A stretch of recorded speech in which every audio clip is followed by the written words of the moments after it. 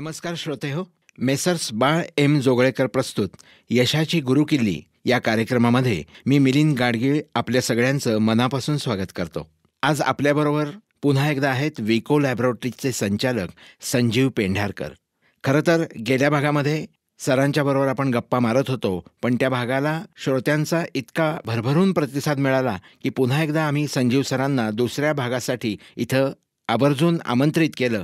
म्हणूनच आज त्यांच्याबरोबर पुन्हा त्याच गप्पा आपण करणार आहोत. नमस्कार सर. नमस्कार.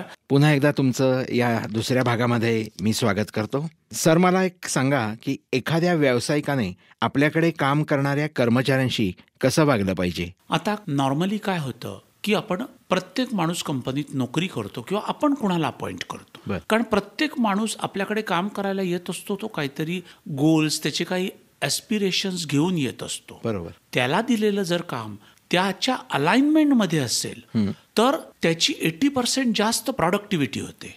म्हणजे कसं, तर आपल्या कंपनीत एखाद्या एम्प्लॉयनी HR डिपार्टमेंटमध्ये काम करायसाठी कंपनी जॉईन केली, पण सबसिक्वेंट मॅनेजमेंटला कळलं की तो HR नाही, दुसऱ्या डिपार्टमेंटमध्ये कार्यकुशल आहे किंवा कार्यप्रवीण आहे, तर त्या डिपार्टमेंटमध्ये आपण त्यांना शिफ्ट केलं तर उत्तम प्रगती होईल. कर्मचाऱ्यांशी कसं वागलं पाहिजे याचं एका वाक्यात सांगताना की you can buy people's hand but you can buy heart, की ज्याच्यामध्ये एन्थुझियाझम आहे. आणि असेच धंदे पुढे फ्लरिश होतात ज्यांची कर्मचाऱ्यांशी वागणूक चांगली.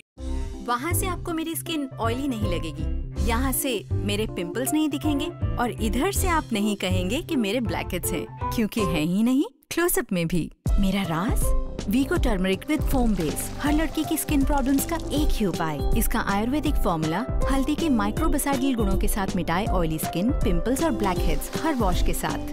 पाइए क्लियर, हेल्दी और ग्लोइंग स्किन नेचुरली. वीको टर्मरिक विद फोम बेस, बेहतर त्वचा का एक नेचुरल उपाय. संजीव सरांनी अतिशय मोजक्या शब्दामध्ये फार मोलाची गोष्ट उद्योजकांकरता इथे सांगितलेली आहे. तर संजीव सर, मला तुम्हाला आणखीन एक पुढचा प्रश्न विचारायचा आहे की व्यावसायिक म्हणून तुम्ही कुटुंबाचं महत्त्व कसं सांगाल? मैं हूँ एक मॉडर्न वुमन. मैंने चुनी मेरी एजुकेशन, मेरा करियर और मेरा जीवन साथी. इस खास दिन के लिए ये क्रीम, मेरी त्वचा के लिए कॉस्मेटिक क्रीम, सिर्फ सेफ एंड नेचुरल, जो है हमारे घर की परंपरा.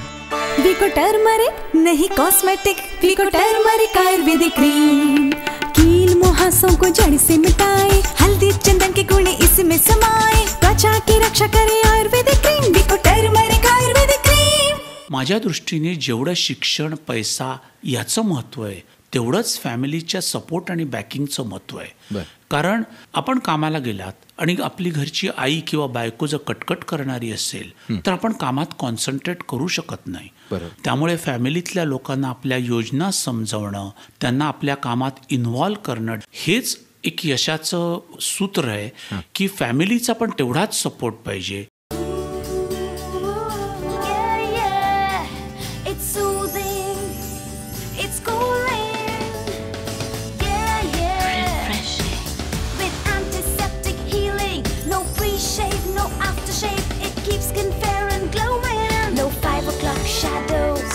Nice shave.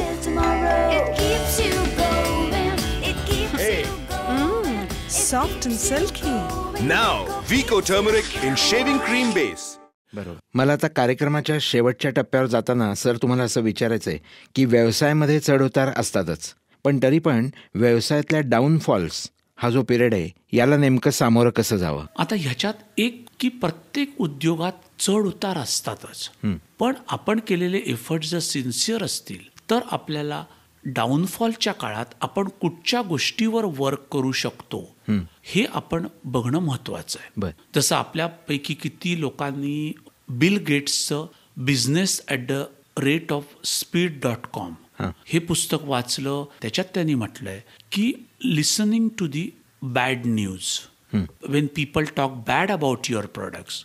त्यांनी बिल गेट्सनी सांगितलेलं आहे की आमच्या कंपनीची आज जी काही तुम्हाला प्रगती दिसतीये ती केवळ आम्ही आमच्या प्रॉडक्टबद्दल जे काही निगेटिव्ह फीडबॅक येतात त्याच्याकडे पहिलं लक्ष दिलं आणि ते प्रॉडक्ट इम्प्रूव्ह करायची कोशिश केली. त्यामुळे एखाद्याने क्रिटिसिझम करणं, आपला धंदा काही काळ मंदी येणं, याचा अर्थ निराश व्हायची गरज नाही, कारण उद्या सुगीचे दिवस येणार असतात. त्यावेळी आपण पेशन्स ठेवायचा. आपल्याकडे काय साहित्य सामुग्री आहे, काय आपण कुठच्या पॉईंटवर वर्क करू शकतो, तिकडे जर आपण कॉन्सन्ट्रेट केलं तर निश्चितच डाऊनफॉलचा काळ पण निघून जाईल आणि आपल्याला भविष्यात परत सोन्यासारखे दिवस येत. बरं. आता कार्यक्रमाच्या शेवटी मला एवढंच म्हणावंसं वाटतं की उद्योजक होण्यासाठी अनेक गुणांचा समन्वय योग्य तऱ्हेने कसा राखावा हे संजीव सरांच्या संवादामधून आपल्या सगळ्यांच्या निश्चितच लक्षात आलं असेलच. संजीव पेंढारकर सरांचं मी मनापासून आभार मानतो.